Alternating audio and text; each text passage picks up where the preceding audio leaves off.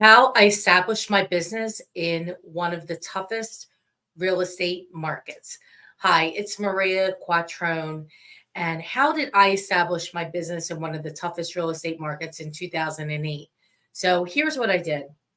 I decided that I was going to make it happen and grow during that time no matter what. So I would be the first one in the office at 7:30 a.m. I would be flipping the lights on, getting everything set up, and I would start rocking and rolling. So from 7:30 to 8 o'clock, I did role play with a colleague, either at the office or on the phone, somebody that I was in coaching with Mike Ferry at the time. And we would practice the expired script, objection handlers. We would practice the for sale by owner questionnaire and also the listing presentation. And so I did that for 30 minutes every day, Monday to Friday, every single day. And then after that, I got on the phones and I didn't have as much access to the tools and the software that we did today. So I hand dialed and I had tons of notebooks with notes in them. And I would start calling expired listings, for sale by owners. And I would sit there on the phones until I set at least a minimum of 3 appointments a day, no matter how long it took, a minimum of 3 appointments a day. And I did this every single day, Monday to Friday. I set the 3 appointments. And if I didn't set 3 appointments and I didn't have an appointment to go to that particular day, then I made more calls. I had nothing else to do but make calls and go on appointments. The only things that matter in real estate, making phone calls, connecting with people, going on appointments to either help them buy a house or help them sell a house. Outside of that, nothing else mattered. In fact, social media wasn't that big back then. I think I just maybe had joined Facebook. So I really wasn't on there a lot. I was just dialing the phone, what I knew how to do. And I learned that when I was 23 years old by selling advertising. And I would go door to door and I learned the skills that was required to sell radio and TV advertising, and I brought that into the real estate industry. So I just kept dialing people, asking them the questions, seeing if I could help them, and I became very good at working with clients that didn't sell with another broker, and there was a lot of properties at that time that were expiring. And in Philadelphia County, there are a lot of properties here that still are expiring every day. They can't get sold for a variety of reasons. Marketing wasn't right, price wasn't right. Anyway, so I would dial, take notes, follow up, put in calendar when I have to call them back. And I know that I knew and know today still that the most of the sales happen between the fifth and the 12th contact. So I knew that I had to be committed to making calls to them at least 5 times. And I also know that only 15% of salespeople call between 5 and 12 times. And in fact, 80% of sales happen from 5 to 12 times. So I knew the statistics. So I just had to follow a simple, not complex, a simple rule: call, offer value, call, offer value. And that's what I did. I would go to listing appointments. I would stagger them. At this time, I was doing about 3 a day, and I would allow about 2 hours. So 1 hour to be there, a half hour to get there and park, and a half hour to go to the next place. Sometimes that got a little crazy because I was back to back to back, but I wanted to go on 3 appointments a day. I knew that possibly one of them would cancel. So I made sure that I was had 3 appointments. And then of those, I knew I could get about 70% of those listings. So that was the math. And that is how I was able to take so many listings. It's simply a math equation. How you have to figure out how many contacts you make an hour. You can make 8 to 12 contacts in an hour in real estate. Those are not numbers made up by me. It's national statistics. I, though, from doing the work, know that that's possible. Now, I'm much further in my career than I was in 2008.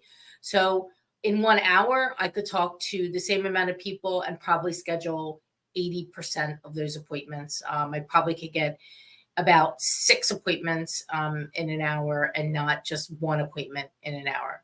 So also, I am calling people who I know that need our assistance, whether that is in selling an investment real estate or an expired or a seller that's been on the fence thinking about it.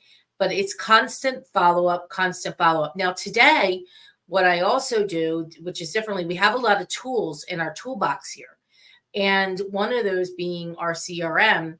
And thanks, thank God we have this, because before it was a lot of papers everywhere. It was crazy. So a lot more organized today. Also, we have so many tools in our toolbox to use. And whether it's from Atlas reports or keeping current matters, or it's the information that we could pull digitally from the MLS and have that available to share with buyers, share with sellers. In addition to that, we have other tools that we use like video marketing like this and sending videos to our clients and to educate them about what's going on in the marketplace or talking about what's coming up. So there's lots and lots to do. But back then, I kept it simple. Keep it simple, stupid. KISS. How many calls to make a day? And I aimed for 30 contacts per day and 3 appointments set. So sometimes I had to make more than 30. And this morning I was talking about how there was a time back in 2008 for 6 weeks. 6 weeks. Now, mind you, I was doing a significant amount of business at this time. In 6 weeks, I did not get one listing and I did not get one new pending. So nothing was selling and nobody was listing with me, even though I was going on the appointments. So I was pretty freaked out by that. But I kept going and I persevered. I was consistent. I was persistent. And eventually, after the 6-week period, all these listings started to come in. And then the listings that were already on the market started to go under contract. So it was a period of time that the sellers and buyers and everybody seemed paralyzed. But you got to keep doing the work, even though regardless of what's going on around us. And so, and how I also survived was I wrote down my mantras. I wrote down things that I am a great salesperson. I am an awesome real estate broker. Like, I told myself this stuff. I built my confidence every single day by continuing to do the work. And because I continued to do the work, I got better and better and better and better and better.